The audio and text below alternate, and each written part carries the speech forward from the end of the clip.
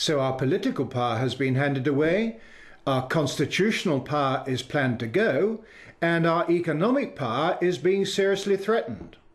All this was planned and must happen if the EU is to control us completely. But that isn't enough. Everything that is British must go, and that's where local government plays its part in dismantling the British state. Part of the political takeover is the hollowing out process Christopher Booker spoke of earlier, and the pretense that our Parliament still governs Britain, whilst in reality it is merely the puppet of Brussels. Eventually, Westminster will cease to exist, and 12 regional governments, answerable to Brussels, will take over. This breakup of Britain has been investigated by Lindsay Jenkins.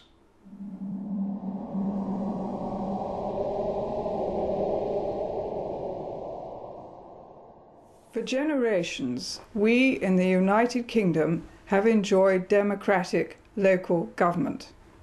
We've elected councillors for our town or county councils. Many of us have volunteered to be parish councillors, unpaid, to do our bit for the village. But within a year or two, it will all be gone. Most of it has gone already. The Treaty of Rome was the death knell for democratic government. Today, county, borough and parish councils are all giving way to regions, to sub-regions and sub-sub-regions, the European Union's system of local government. But it's taken time to destroy what was British and replace it with the European model. John Major began the rot with government offices in the regions, new divisions, never before known in this country. But when Tony Blair won that landslide victory in 1997, the destruction accelerated. London, Scotland, Wales and Northern Ireland now have their own elected assemblies. The one in Edinburgh is grandly called a parliament. They may think they have a large measure of independence and freedom, but each is just a region in the European Union. And what about the rest of England? That's divided into 8 regions, the South West, the South East, the East Midlands and so on, but with appointed assemblies. When people in the North East gave a resounding thumbs down to an elected assembly, the appointed assembly just carried on regardless. But assemblies don't matter. Elected or not, they're just wallpaper. One assembly member told me that he got his massive pile of papers just days before a meeting, and he had no real idea of what was going on. Only the few who drive this process know. They're the assembly officers, the permanent staff, confident, powerful, professional. They're the real power brokers. It's a charade of democracy. The new regions are getting more and more power. Planning. How we can use our land, British land, has already been removed from elected local and county councils and is directed from Brussels. Every region's plans now have to fit into the Brussels plan. Soon it will be the turn of the police and their new super-regional forces. Will they answer to the European Union's police force, Europol, in The Hague? Soon London will be just a regional capital and not a focus of the nation-state, because there won't be a nation-state, just a collection of European regions. Britain will have disappeared. As you have seen, since 1972, the balkanization of Britain into 12 EU provinces has continued apace, so that today the process of deconstructing Britain is almost complete. And there is nothing our politicians seem willing to do about it, albeit that it is in defiance of our own constitution. So, is this the end of Britain and the right of the British to govern themselves? Is EU membership, as some would have you believe, inevitable? And is there an alternative to being part of a European federal state? Well, here are 2 views of the future from 2 very different standpoints. First, Ian Milne again.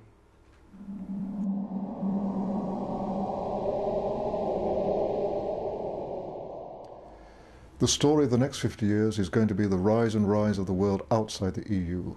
where the other 94% of the population of the planet lives. In that vibrant, growing 94%, the independent, self-governing nation is the rule, not the exception. Our English-speaking cousins in America, Canada, Australia, New Zealand, South Africa, Singapore are proud to be self-governing nations. The world's second biggest economy, Japan, is proud to be a self-governing nation. So are those coming superpowers, China and India. For all these countries, big and small, the idea of surrendering the power to govern themselves, as Britain has done, to a supranational bureaucracy, and a corrupt one at that, is literally incomprehensible. We're the third biggest trading nation in the world, ahead of Japan, and the fifth biggest economy in the world.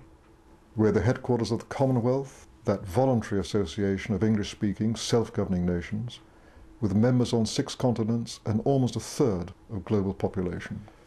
So the claim that we'd be isolated outside the EU is pure, unadulterated nonsense.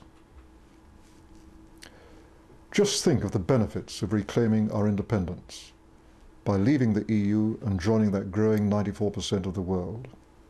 First, trade. We already do 50% more of our trade outside the EU than with the EU. And our exports outside the EU are growing faster than our exports to the EU. We'd focus on the Asia-Pacific region, which is currently growing 5 times as fast as the EU. We'd resume our seat and vote at the World Trade Organization. We'd resume our trading alliances with our friends in the Commonwealth. And we'd strike up new ones with the Asian tigers. Not least, free of the immoral EU Common Agricultural Policy, we'd help the poorest nations in the world by offering them free access to our own markets. Second, defence. It's NATO that's kept the peace in Europe, not the EU. Free of the EU, we'd be able once again to refocus our efforts on NATO, not as at present on the European army that the French and Germans are determined to foist on us. Third, we save huge amounts of our own taxpayers' money. No longer will we hand over £13 billion a year to the EU, a sum that would buy us 12 new hospitals or 4 new aircraft carriers every year. And, as the Chancellor has admitted, we'd save an awful lot more by throwing off the burden of regulation we don't need and by being outside the ruinous Common Agricultural Policy. But most important of all, we'd got our democracy back. That's what getting back sovereignty means. Our own Westminster MPs would once again have the sole power to run our government, a power they've now abandoned to the EU. And we, the citizens, through our right to hire and fire them, would get back control of our own government. After withdrawal, what happens? We continue as members of the United Nations, of NATO, of the Commonwealth, of the World Bank, and so on. We make it clear to the rest of the EU that they're our friends and allies. We keep free trade and free movement of capital with the rest of the EU because they'll be desperate to keep on selling us BMWs and Renaults and Camembert cheese. We're their biggest single customer worldwide.